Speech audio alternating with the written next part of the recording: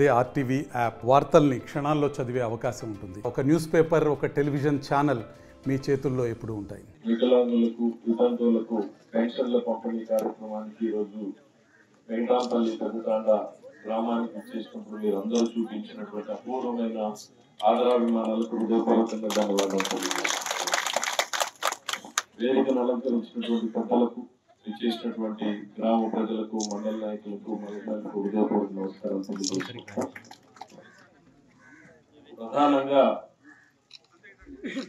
తెలుగుదేశం ప్రభుత్వం ఎన్నో ఆశలు, ఆకాంక్షలు, ప్రజల నమ్మకాలతోటి ఏర్పడినటువంటి ప్రభుత్వం.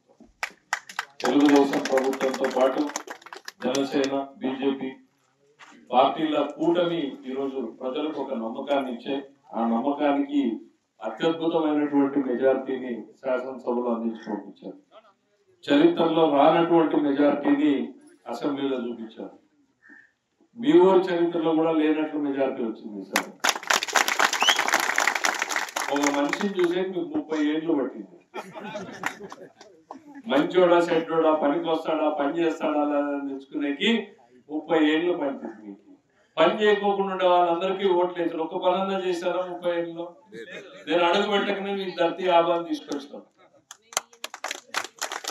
మీ దాని పాటు కదా నడుస్తా పోవాలా, ఏ స్కీమ్ కి ఆ స్కీమ్ నడుస్తా పోవాలా, పరిగెత్తుతా పోవాలా. ఆ స్కీమ్ ఊర్లో మీటింగ్ జరిగిందా? ఎండిఓ గారు జరిగిందా? ఏమేం చేస్తామని చెప్పినారు? 2 సార్లు జరిగింది. 2 సార్లు మీటింగ్ జరిగింది. హౌసింగ్, ఇండ్లు, ఎవరెవరికి ఏమేమి స్కీములు ఉంటాయో అవన్నింటినీ తెచ్చేదానికే నేను చెప్పినాను కదా. నాకు మన మిత్రుడు చెప్తున్నాడు, రాష్ట్రానికి మంత్రి అయినా ఉరవకొండకి ఎమ్మెల్యే కాదు, ఉరవకొండకు మొదటి కూలీగానే పనిచేస్తాను నేను. ఈ పెద్ద కుర్చీలు ఇవన్నీ మనకు వద్దు. ఇంతకుముందు ఎట్లున్నామో ఎప్పుడు అట్లే ఉండదలుచుకున్నాం. ఈరోజు అధికారం అనేటువంటిది నాకు ఒక ఆయుధంగా పనిచేయాలి అంతే తప్ప అధికారం అనేది నా నెత్తికెక్కి కిరీటం కాకూడదు.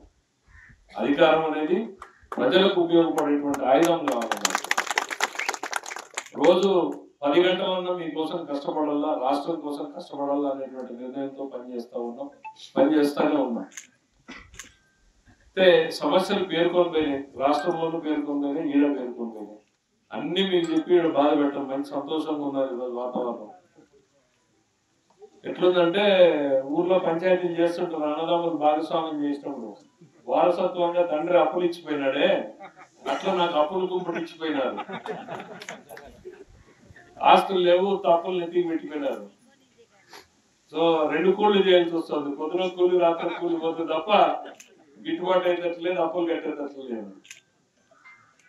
పరిస్థితి ఏంటంటే ఈరోజు రాష్ట్రంలో ప్రతి ఒక్కరు కూడా కష్టపడుతున్నారు.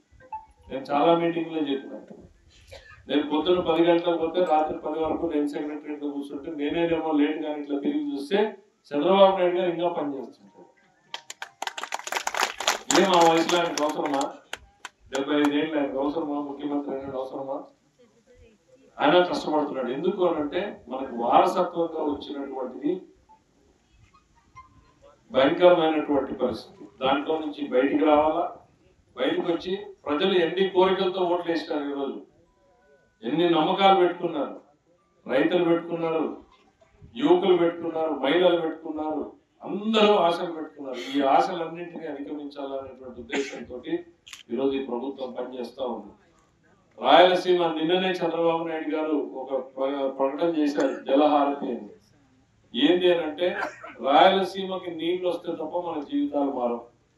నీళ్లు రావాలంటే మనకి కింద ఎక్కడో ఉండేటువంటి గోదావరిలో నీళ్లు మనం తెచ్చుకుంటే తప్ప మనకి మారదు. సో దానికనే చాలా పెద్ద పథకాన్ని మొదలు పెట్టినాడు ఆయన. మరిన్ని వీడియోస్ కోసం ఛానల్ ని సబ్స్క్రైబ్ చేయండి. లేటెస్ట్ అప్డేట్స్ కోసం వాట్సాప్ ఛానల్ ని ఫాలో అవ్వండి. ఆ లింక్ డిస్క్రిప్షన్ లో ఉంది.